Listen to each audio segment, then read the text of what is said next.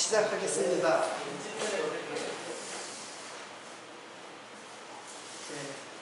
하나님의 말씀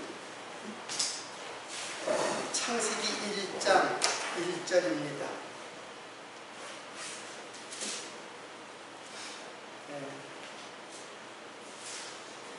태초에 하나님이 천지를 창조하시니라. 계속해서 요한복음을 끝내고 그리고 성경의 구조에 대해서 지금 네 번째 시간을 갖는데 어떤 계획적으로 첫 번째, 두 번째, 세 번째, 네 번째 이렇게 나가는 건 아니고 성경의 구조를 이해하는 말씀을 하나하나 상고를 하는데 개별적인 것입니다.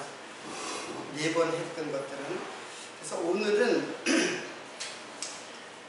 제가 처음부터 말씀하시는 예수 그리스도다 이렇게 이제 주제를 이렇게 썼죠.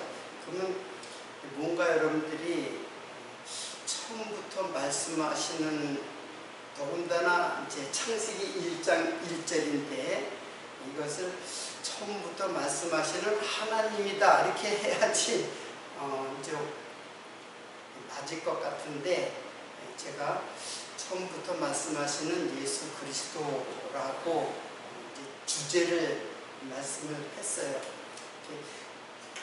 사실 주제라는 거는,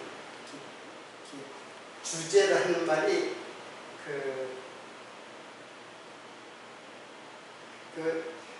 주된, 주인이 된 제목이라는 뜻이잖아요. 주된 제목. 그러니까는 오늘 강론이 주제라고 하는 것인데, 사실은 성경의 구조에 대해서 지금 말씀하는 거기 때문에 성경의 주제와 매우 흡사한 그런 뜻을 지금 의미하고 제가 이런 주제를 정했습니다. 창세기 오늘 1장 1절은 제가 간간히 이 말씀에 대해서 이제 설명을 했는데, 태초에 하나님이 천지를 창조하시니라. 이 말씀은 여러분 기본적으로 성경은 요 전에도 말씀했지만 성경은 구약, 지금 예수님께서 성경할 때 성경은 토라, 레비임, 그리고 케투빔이 이게 이제 예수님께서 말씀하시는 성경이에요. 순서이기도 하고 성경. 이거는 율법, 모세의 율법이고, 이거는 선지자의 글, 그래서 예언서를 말해요. 예언서고, 이거는 시편이라고 했지만은 시편을 포함한 그 성문서, 성문서라는 개념이 있는 거예요. 단지 시편이 아니라.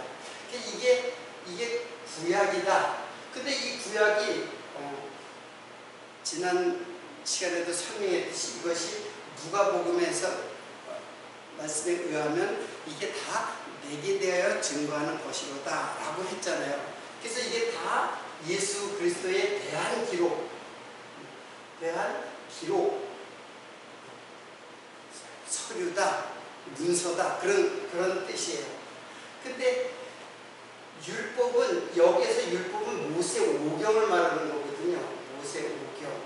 그럼 모세오경은 잘 알다시피 창세기, 출애굽기, 레위기, 민수기, 신명기예요. 신명기까지가 모세오경이에요. 이게 율법이에요. 모세의 율법과 할 때 율법이에요.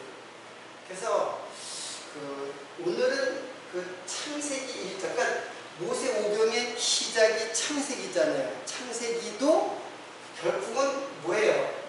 예수에 대한 기록이다. 무슨 맥락이신지 알죠? 그러니까 성경 전체는 구약이 창세기는 우리가 생각하기는 창세기는 하나님께서 우주 만물을 창조하셨다 그렇게 알고 있는데 그 자연계시로서의 그 의미를 알고 있는데 사실은 자연계시를 말하는 게 아니에요. 예수에 대해서 기록한 거예요. 창세기가. 그러니까 창세기 처음에 이 창세기 그러니까는 1장 1절에 태초에 하나님이 천지를 창조하시나 이 말부터 지금 시작하는 거예요. 자, 일단 이 말씀이 무슨 뜻인지 알겠죠? 그러니까 구약 전체는 하나님의 말씀이고 그런데 왜 창세기를 오늘 갑자기 창세기를 갖다 느닷없이 창세기 갖다가 오늘 그 주제로 이제 오늘 강론을 하려고 하는가? 창세기는 성경 전체 중에서 첫 번째 성경이에요. 그렇죠? 그 잘 알다시피 제일 먼저 나오는 성경이에요. 창세기. 근데 창세기 중에서 제일 첫 번째 문장이 오늘 1장 1절이에요. 그게 뭐냐면 태초에 하나님이 천지를 창조하시자 이렇게 돼 있어요. 태초 그리고 하나님 천지 창조 이렇게 돼 있어요. 그러니까 그러니까 히브리 문학에서 가장 중요한 것은 항상 맨 앞에 선두에다가 기록을 해요. 그러니까 이 말은 단순하게 이 말이 창세기 1장 1절의 이 말은 단순하게 그냥 하나님의 사역에 시작되는 어떤 그 천지 창조한다는 말씀을 하는 게 아니라 이 말은 창세기를 비롯한 성경 전체 그래서 구약뿐만 아니라 사실은 복음서는 예수 자신이 와서 자신을 증거하는 것이고 신약의 서신서들은 성령이 예수를 증거하는 것이니까 구약뿐만 아니라 성경 전체 계시록까지 다 예수에 대한 기록이라고 하는 것을 우리가 계속 누누이 제가 이제 그것을 증거를 했습니다. 근데 오늘 창세기 제일 첫 번째 창세기라는 성경 첫 번째 성경 그리고 첫 번째 귀절이 이거죠. 그리고 첫 번째 귀절 더 나아가서 첫 번째 단어 이게 이 성경 전체의 주제예요. 이렇게 제가 결론을 이제 맺고 그러면 진짜 그러한가를 지금부터 제가 그 근거와 그 이유를 지금 설명하려고 하는 것이 이제 오늘 이제 강론의 그 패턴입니다. 잘 이해를 이제 여기까지 하시겠죠. 그러니까 성경의 창세기는 성경을 여는 첫 번째 그 성경을 여는 거예요. 그러니까 이 창세기는 매우 중요해요. 다른 성경도 물론 중요하지만 다 중요하죠. 안 중요한 게 있겠어요. 하나님의 계시의 말씀인데. 근데 그 중에서도 첫 번째 성경은 성경이 어떠한 책이라는 것을 그 창세기를 통해서 성경 전체가 어떠한 성격이라는 것을 이해할 수 있는 첫 단추예요. 그래서 제가 첫 단추를 잘못 꿰면, 첫 단추를 잘못 이해하면 그 다음은 자연스럽게 삐뚤어진 성경을 알 수밖에 없어요. 그래서 이 첫 단추를 잘 끼워야 돼요. 첫 단추인 창세기, 그리고 첫 단추인 성경 기조, 오늘 말씀 태초에 하나님이 천지를 창조하시는. 그리고 첫 번째 단어가 뭐예요? 하나님이 아니라 태초죠. 하나님은 그 뒤에 나와요. 그럼 도대체 태초라는 말이 무슨 뜻인가? 그리고 태초와 하나님과 천지와 창조, 이거 다 정확하게 그 개념이 설정돼야 이 한 단어를, 한 문장을 정확하게 이해할 수 있어요. 그래서 오늘은 시간이 되는 때까지 사실은 이 창조가 굉장히 중요한데, 우선 태초라는 말이 어떤 뜻인가? 이 태초라는 말이 바로 처음. 태초라는 말이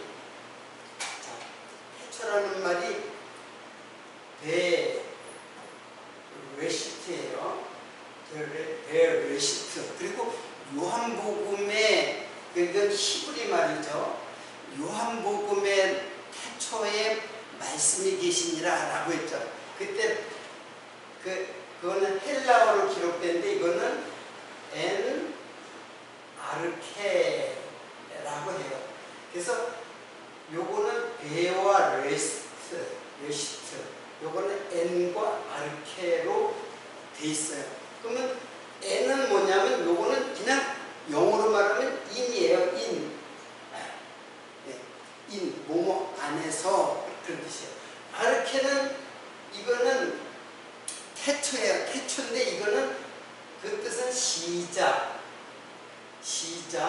먼저, 처음. 그러니까 요 말은 거의 시간적 개념으로서의 의미 다 똑같죠. 그렇잖아요. 먼저가 시작이고, 시작이 먼저고 처음이고 다 똑같은 말이잖아요.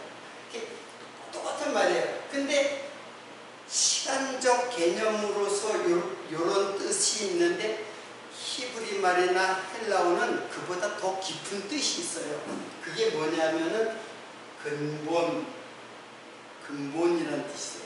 그리고 머리라는 뜻이 있어요. 그러니까 처음이라는 말도 사실은 이런 뜻을 갖고 있어요. 시작이다, 처음이다라는 말이 그가 근본이다, 그가 머리다, 그런 뜻을 갖고 있어요. 그러니까 근본이라는 말과 머리라는 말은 두말할 것도 없이 예수 그리스도를 예수 그리스도를 증거할 때 쓰이는 말들이에요. 그리고 이런 말들이 성경에 도처에 있어요. 오늘은 그것에 대해서는 찾아보지 않고, 잘 알다시피 머리라는 말은 통치자라는 뜻이에요. 통치자. 그러니까 통치자 대신 예수예요.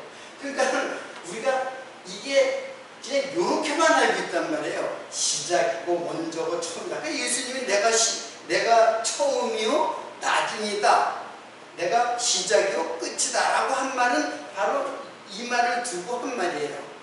예수님께서. 그러니까 예수님은 처음일 뿐 아니라 끝도 예수예요. 이거는 의미적으로 들어가면 언약하시고 성취한다는 것을 다 통치하고 역사를 다 경영하신다는 뜻이에요. 근데 그게 다 예수라 그랬잖아요. 그게 이제 계시록에는 제가 기록을 하는데요. 자, 근데 태초라는 말은 이것도 마찬가지예요. 베레시트가 똑같아요. 이것도 베는 뭐뭐 안에서. 여러분 생각해 보세요. 이것이 시작인데, 시작 안에서라는 말이 문법적으로는 이상하지 않아요? 시작인데 시작 안에서라는 말은 문법적으로 맞지가 않잖아요.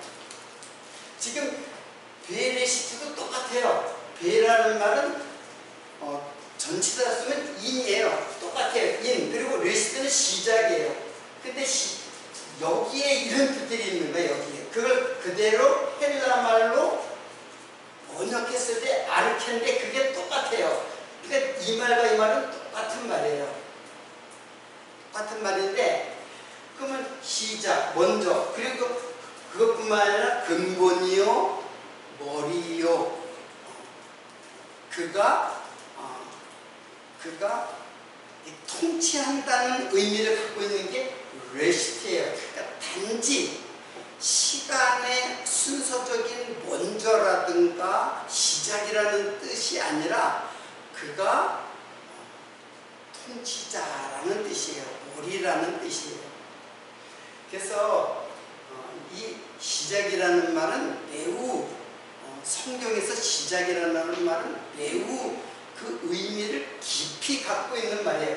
근데 이 배라는 말이 전치사로 쓸 때는 인이에요. 근데 이게 명사로 쓰일 때는 이게 무슨 뜻이냐면 집이라는 뜻이에요. 집. 베들레헴 하면 뭐예요? 떡집이에요. 베들레헴 하면 떡집. 베데스다 하면은 배가 들어가면 집에 은혜의 집, 그런 뜻을 갖고 있어요. 어쨌든 배자가 들어가는 거는 집이에요. 집. 그러면 이 말을 갖다가 해석을 해보세요. 전체적으로. 그러면 집을 말하기 시작했다라는 해석이 가능해지죠. 이거 제가 막 짜집기 해서 만드는다고 생각하지 마세요. 이게 성경 전체가 지금 이걸 증거하고 있어요. 제가 그냥 고안해낸 말이 아니에요.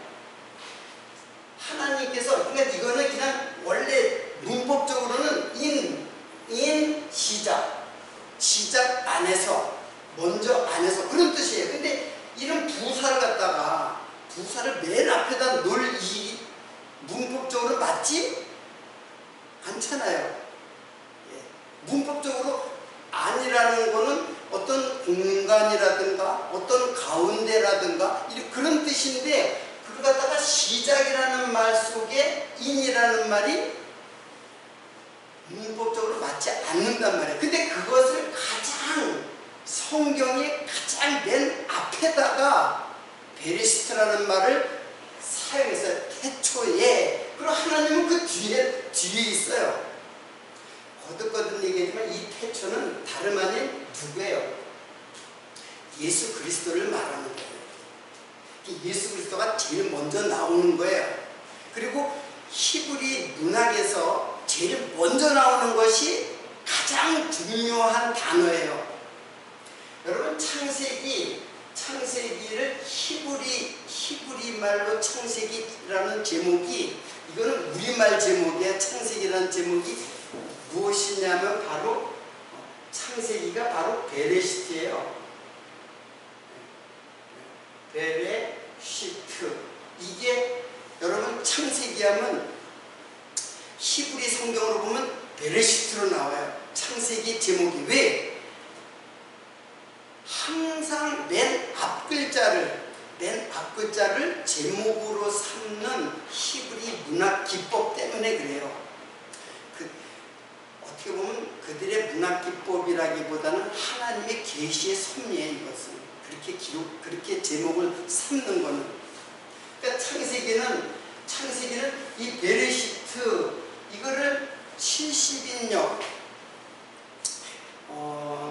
이제 예수님 오시기 한 2세기 전에 그 히브리, 그러니까 헬라가 통치할 때죠. 알렉산더가 통치할 때에 세계 문화 정책을 펼쳤단 말이에요. 그러니까 히브리인들의 그 성경 갖다가, 그 구약이죠. 그 구약을 갖다가 헬라 말로 번역하는 작업이 있었어요. 그걸 그 유명한 70인역이라 해요. LXX 70인역이라 해요. 신학자들 굉장히 잘 아는 말인데, 근데 그 70인역에 베레시트를, 이 창세기잖아요. 이걸 갖다가 뭐라 그러냐면 게네세오스라고 해요. 게네세오스. 이게 게네세오스가 뭐냐면은, 제가 계속해서 말씀했듯이 이게 바로 족보예요. 여러분들은 제가 창세기를 갖다가 만약에 여러분들이 봤으면 이 게네세오스를 굉장히 많이 얘기를 했어요. 구약이 다 게네세오스의 이야기다. 즉 족보에 대한 이야기다. 누구의 족보냐? 이제 그런 뜻이죠. 이 족보라는 말은 얄라드라는 나파에서 온 말이에요. 근데 이 족보를 사용하는 사람들이 있어요. 근데 어떤 사람들의 자손은 족보라는 말을 사용하지, 즉 게네세우스라는 말을 사용하지 않아요. 근데 특별한 어떤 사람의 자손들은 족보라는 말을 사용해요. 그 가인, 잘 알다시피 가인에게는 족보라는 말이 없어요. 그냥 낳고예요. 근데 아담의 자손, 그러니까 아담이 아벨이 죽었으니까 셋, 아담, 셋, 그 다음에 에노스, 이렇게 족보를 쭉 하면서 예수까지 가요. 그럴 때는 족보라는 게네세우스를 사용해요. 자, 이것이 지금 이 창세기예요. 이것이 한국말로 창세기를 어떻게 번역했냐면 그게 바로 창세기라고 제목을 명명한. 그러니까 성경에서 막 창세기는 뭐예요?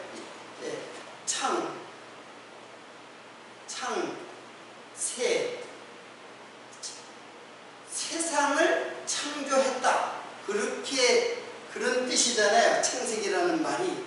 근데 이것은 창조에 대한 이해를 성경적으로 이해를 하지 못하고 그냥 제목을 그렇게 썼어요. 물론 하나님이 천지를 다 창조했죠. 그러나 하나님이 천지 창조한 진짜 하나님이 말씀하는 이 내용은 이 천지라든가 창조라든가 만물이라든가 이런 뜻이 우리가 생각하는 단어의 뜻이 아니에요. 그래서 제일 중요한 거는 이 창조가 과연 어떤 뜻을 갖고 있는가라는 것이에요. 물론 제가 창세기를 갖다가 지금 자세하게 지금 6장까지 지금 전개하고 있는데 그거를 보면은 여러분들이 이해를 할 수 있어요. 그러나 지금 그게 벌써 100개 정도가 됐는데 그걸 다 봐야지만 여러분들이 이해를 하기 때문에 단편적으로 지금 내가 설명하면 굉장히 이제 비약된 설명이기 때문에 이해를 못해요. 그러나 제가 그 맥락만큼은 연결을 시켜서 오늘 설명을 하겠습니다. 자, 그러니까는 지금 제가 강론하는 패턴이 뭐냐면 가장 중요하다. 그리고 이 중요한 단어의 그 본뜻은 바로 예수 그리스도. 그래서 예수가 먼저 나오는 거예요. 예수가 하나님은 오히려 뒤에 숨겨져 있어요. 숨겨져 있는 게 아니라 하나님이 태초라는 말이 성경에서 가장 중요한 말이다 라는 것을 암시하고 있다는 뜻이 이 창세기 1장 1절이. 그건 다름 아닌 예수 그리스도라고 하는 거예요. 하나님은 사실은 이것으로서 이렇게 천지를 창조하시는 하나님이 바로 태초를 증거하는 거예요. 반대로. 그러니까 태초는 실체예요. 실체고 이 말들은 태초를 증거하는 말이에요. 여러분들이 조금 이제 비약적인 설명이기 때문에 조금 황당하게 느껴질 수도 있겠지만은 일단 이렇게 들어보시고 그것이 정말 그러한가 하고 그거는 이제 나중에 이제 쭉 보면 알아요. 이제 알 수가 있어요. 그리고 공부하면 할수록 이 말이 점점 뚜렷하고 전체적인 주제가 된다는 것을 알 수가 있어요. 그러니까 이 결국 창조도 굉장히 중요한 거예요. 창조라는 말은 그냥 단순히 세상을 창조하고 하나님이 빚어서 만들고 이렇게 여러분이 알고 있으면은 성경을 전혀 이해하지 못하는 것이. 창조라는 말은, 그래서 오늘은 그 창조라는 말이 어떤 뜻인가를 지금 짧은 시간이지만은 이제 거기에 대한 증거의 말보다 오늘 시간 될 때까지 마치도록 하겠습니다. 오늘 좀 늦게 시작했습니다. 자, 이사야서에 보면은, 이사야서를 제가 읽겠습니다. 거기에 보면은 여러분들이 오늘 본 말씀 내가 빨리 진행을 하니까는 집에서 한번 찾아보시기 바랍니다. 보라, 내가 새 하늘과 새 땅을 창조하나니 이전 것은 기억되거나 마음에 생각나지 아니할 것이다. 이렇게 얘기했어요. 자, 이사야는 구약이죠. 구약의 선지자가 보라, 내가, 여기는 내가는 하나님이에요. 하나님께서 새 하늘과 새 땅을 창조한다. 그렇게 했죠. 근데 여기서는 뭐예요? 창세기 1장에는 그냥 천지죠. 그러니까 하나님께서 하늘과 땅을 창조한다는 것은 무슨 걸 창조한다는 거예요? 새 하늘과 새 땅을 창조한다는 것을 창세기 1장 1절에서는 그걸 자연계시처럼 보이게 그렇게 표현한 것 뿐이에요. 실제로는 하나님은 뭘 창조하는 거예요? 새하늘과 새 땅을 창조하는 거예요. 자, 그걸 어떻게 알 수 있냐면은, 자, 다시 한번 읽어드릴게요. 이사야서, 보라, 내가 새하늘과 새 땅을 창조하나니 이전 것은 기억되거나 마음에 생각나지 아니할 것이라. 그런데 고린도 후서 5장 17절입니다. 거기에는 어떤 말씀이냐면 그것도 읽어드릴게요. 그런즉 누구든지 그리스도 안에 있으면 새로운 피조물이라. 이전 것은 지나갔으니 보라 새 것이 되었도다. 지금 이사야 선지자의 말을 고린도 후서, 즉 바울이 그대로 인용한 거예요. 이것은 말이 조금 이제 설명이 조금 틀리지만 똑같은 말이에요. 이 말은 보세요. 그런즉 누구든지 그리스도 안에 있으면 새로운 피조물이라. 이전 것은 지나갔으니 보라 새 것이 되었도다. 그러니까 지금 새하늘과 새 땅은 바울은 어떻게 설명하냐면 새로운 뭐예요? 피조물로 설명하고 있어요. 자, 이 말은 지금 새하늘과 새 땅, 저기 보이는 저 하늘, 그리고 우리가 딛고 있는 땅을 창조했다는 뜻이 아니에요. 이 말은 바로 성도, 새로운 피조물 된 성도를 창조할 것에 대한 말씀을 하고 있는 거예요. 여기에는 안 나타나 있죠. 그냥 하나님이 천지를 창조하시니라 그렇게 했으니까는 이사야서가 그걸 밝혀주고 있잖아요. 그것은 새하늘과 새 땅에 대한 창조다 라고 밝혀주고 있고, 그걸 더 나아가서 고린도 후서 5장 17절에는 그 새하늘과 새 땅이 뭐예요? 새로운 피조물이다. 그래서 이 말을 그대로 인용을 한 거예요. 사실은 그냥 그대로 인용한 것 같지 않죠. 근데 자세히 보세요.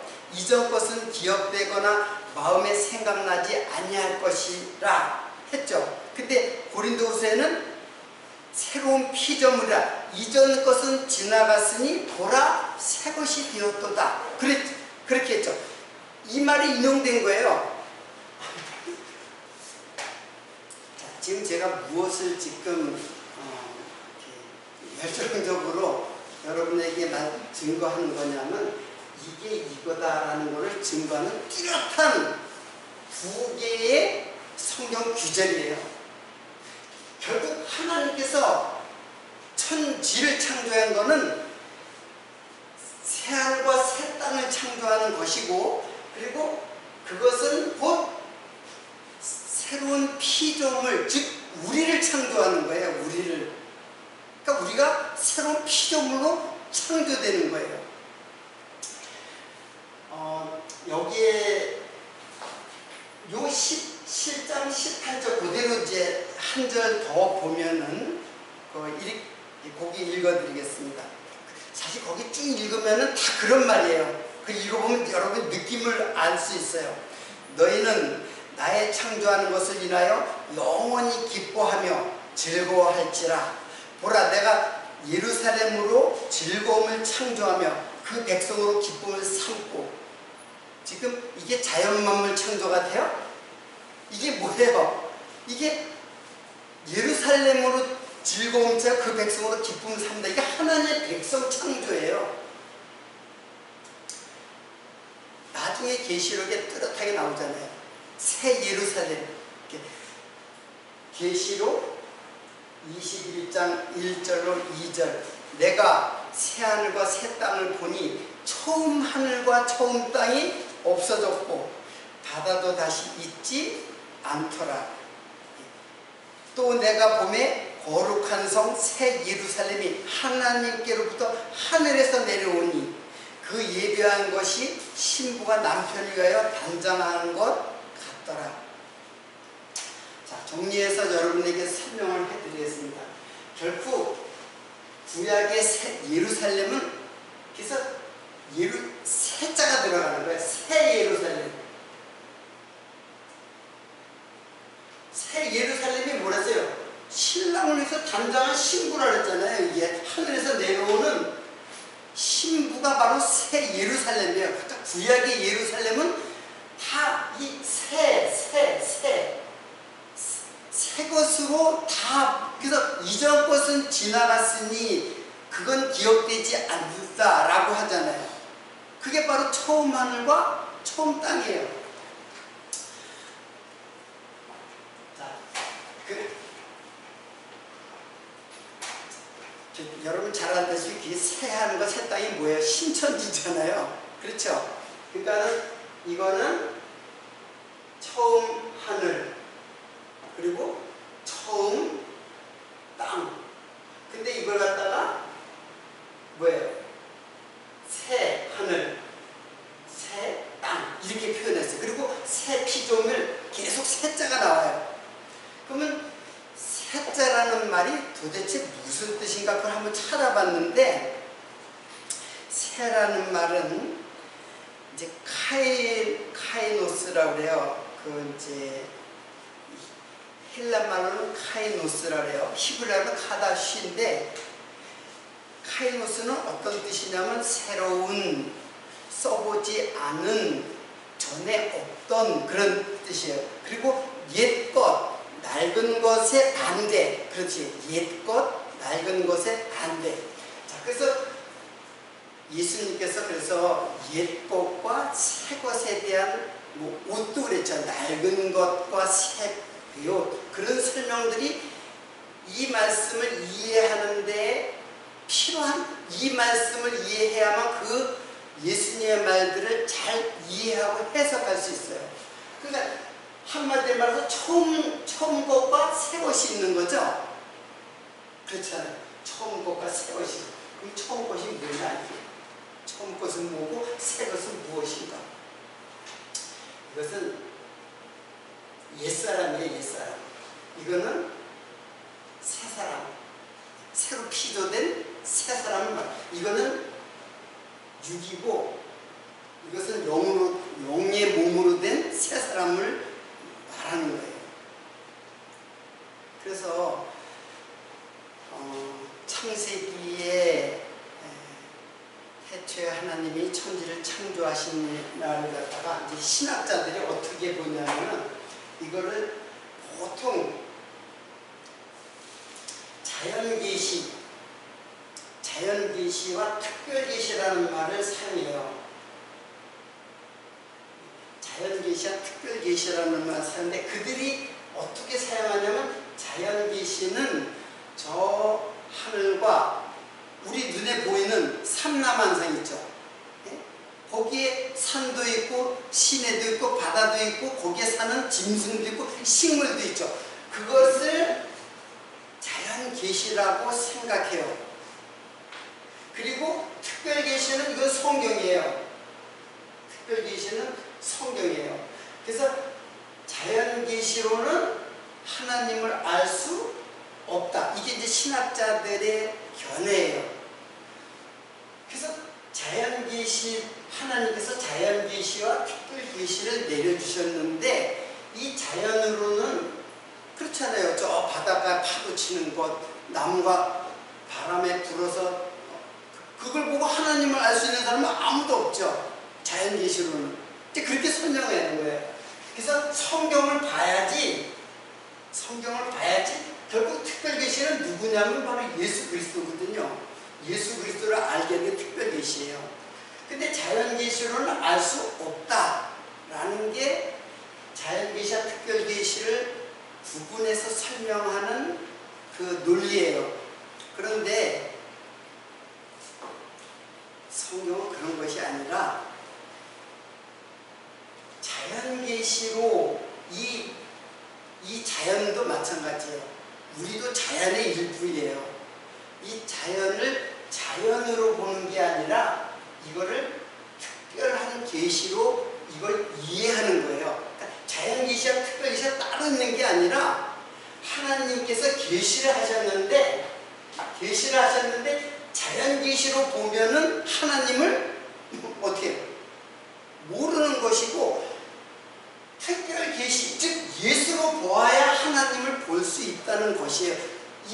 이게 자연계시와 특별계시를 하나님께서 주신 목적이에요. 그러니까 신학자들은 자연계시와 특별계시가 따로 있다고 해요. 이 자연은 자연계시고 그건 하나님 모르는 것이고, 성경을 봐야지만 하나님을 알 수 있다라는 게 신학자들의 그 논리고, 제가 지금 증거하는 거는 그런 논리가 아니고 하나님께서 자연계시로 말씀을 하신 것처럼 보이는 거예요. 실제로는 뭘 계시한 거예요? 실제로는 예수 계시한 거예요. 예수를 만물 창조로 계시하는. 그래서 지금 제가 이 말들을 갖다가 다 예수의 그 창조 사역, 지금 처음부터 말씀하신 예수 그리스도를 했잖아요. 이상하잖아요. 제가 주제를 좀 예수에다 초점을 맞췄잖아요. 하나님이라고 당연히 창세기를 갖다가 오늘 인용 구절로 했다면은 당연히 하나님이라고 기록했는데 이걸 예수 그리스도라, 그걸 처음부터 말씀하시는 예수 그리스도다라고 제가 주제를 이렇게 정한 거예요.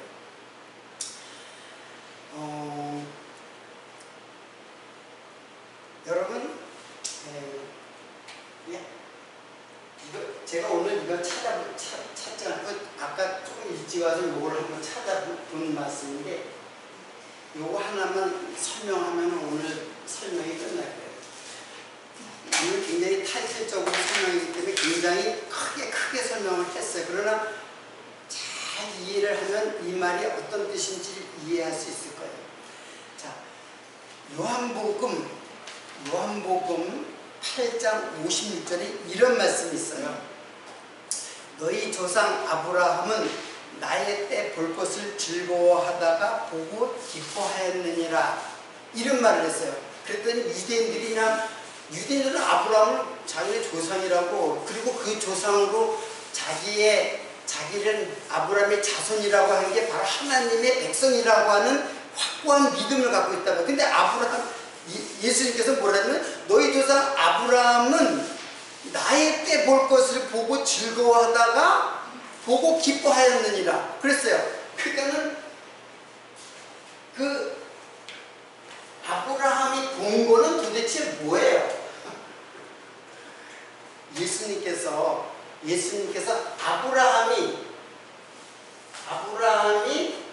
누구의 때를 봤다 그래서 예수님께서 자기를 말하잖아요. 나의 때라 했어요. 그러니까 누구의 때예요? 예수의 때를 보았다는 거야. 아브라함이 메시아를 본 것이 아니라 메시아의 때를 보았다 그랬어요. 그러니까는 유대인들이 그냥 막 또 화가 난 거죠. 아브라함을 갖다 자기네 조상으로서 자기네들 믿음의 조상이고 자기네들도 그 아브라함의 자손이기 때문에 천국에 가는 줄 알았는데, 예수님께서 나의 때를 봤다는 거예요. 아브라함이 나의 때, 네 나이 50밖에 안 됐는데 네가 어떻게 예수님 이게 언제예요? 이때와 이때는 언제? 2000년 전의 일이에요. 아브라함은 예수님보다 2000년 전에 아브라함이 예수의 때를 보았다고 하는 거예요. 그걸 보고 즐거워하다가, 그걸 즐거워했다는 건 그걸 소망했다는 뜻이에요. 소망하다 결국 보고 기뻐하였다 그랬어요. 그럼 물론 예수님을 본 건 아니죠.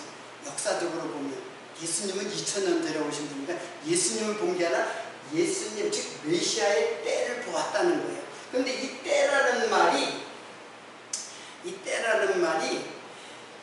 이게 아까 세라고 카이로스라 그랬죠. 이건 카이로스예요.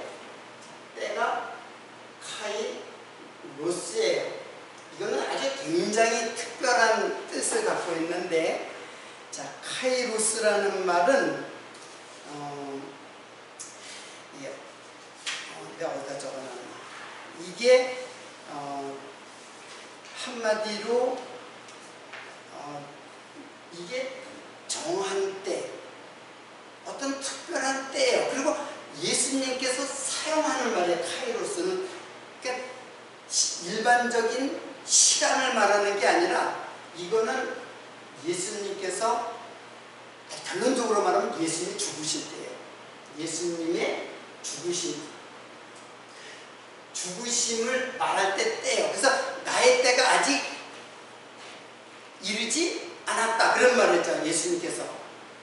그리고 예수님이 붙잡힐 때 이제 나의 때가 왔다 그런 얘기를 했죠. 근데 다 이거거든요. 그러니까 예수님의 죽으심을 말하는 때예요. 근데 아브라함이 나의 때, 예수님의 때를 보았다는 거예요. 그러면은 이때 아브라함이 이때 무슨 어떤 사건이냐면 바로 이삭 사건이에요. 이삭. 그러니까 이삭이 번제물로 어떻게 돼요? 죽죠. 실제로는 죽지 않죠. 죽지 않지만은 죽은 것을 말하는 거예요. 그리고 또 이삭이 살죠. 내려올 때는 살았잖아요. 올라갈 때는 죽고 내려올 때는 살아요. 올라갈 때는 사실 번제물로 죽은 것을 말하는 것이고, 내려올 때는 이삭이 또 살아서 돌아와요. 대신 제물이 되신 것. 그래서 이삭 사건을 지금 말씀하고 있는 거예요. 예수님의 때라는 것은 바로 이삭이 죽고 이삭이 부활하는 것에 대하여 지금 이 사건을 두고 아브라함이 나의 때를 보고 즐거워했다라고 하는 거예요. 자, 제가 설명이 조금 좀 부족할는지 모르겠지만 무슨 뜻이냐면은 바로 아브라함은 이 모든 사건이 창세기 아니에요. 창세기 이 사건은 바로 예수님을 증거하는 사건이에요. 다 예수님을 얘기하는 거지 거기서 예수님 빼놓으면은 다 그냥 사건이고 역사밖에 더 되겠어요. 예수님을 증거하기 위한 모든 사건, 창세기, 지금 제가 창세기 1장 1절만 얘기했는데, 그래서 오늘 사실 설명할 게 또 있는데 그거는 다음 시간에 할게요. 창세기 1장 2절의 말씀이 어떻게 예수가 거기서 증거되는가. 자, 정리를 하면은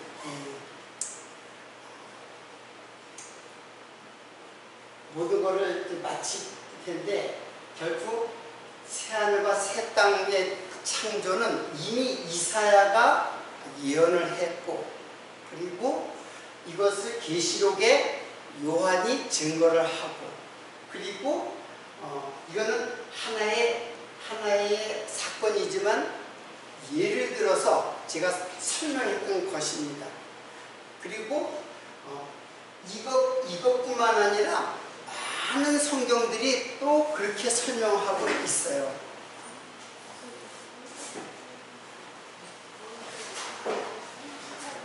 어서 오십시오. 안녕하세요.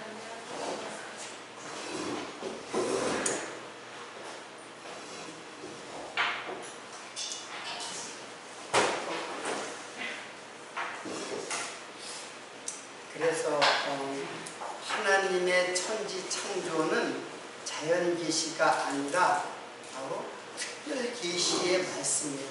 즉 특별 계시라는 말은 성경에 기록됐잖아요. 또 특별 계시를 어디서 우리가 증거를 받을 수 있어요? 아무 데도 없어요. 성경밖에는 없어요. 성경에서 특별 계시로 성경을 보느냐, 아니면 그냥 자연 계시로 보느냐, 그냥 세상 만물의 이치라, 세상 만물의 역사나 그런 것으로 보느냐라는 거예요. 그래서 예수로 보지 못하면은 그건 하나님을 못 보는 거예요. 하나님이신 태초, 예수이신 태초가 먼저 나온 이유가 바로 그런 것이고, 그래서 하나님이 그 뒤에 나오는 거예요. 네. 태초를 설명하기 위해서. 그래서 태초에 하나님이 천지를 창조했다라는 말은 태초를 증거하기 위한 뒤에 서술형 문장이에요. 자, 이것이 바로 창세기를 열어나가는 이제 키워드가 되는 거죠. 그리고 키 센텐스가 되는 거죠. 이렇게 성경을 첫 단추를 잘 깨게 되면은 성경은 아주 쉽게 예수 그리스도로 해석이 되고 예수 그리스도를 증거하는 말씀으로 모든 성경이 기록되어 있다는 것을 이제 알게 돼요. 그렇게 보면은 그 다음부터 성경이 쉽고, 그리고 아주 분명하게 선명하게 예수 그리스도를 환하게 조명해 주시는 성령의 도우심이 있게 되는 것입니다. 오늘 말씀은 사실은 다 못 마쳤어요. 그래서 다음 시간에는 오늘의 말씀에 뒤이어서 증거하도록 하고, 오늘 말씀은 여기서 마치도록 하겠습니다. 시간 좀 주면 기도하겠습니다. 자비로우신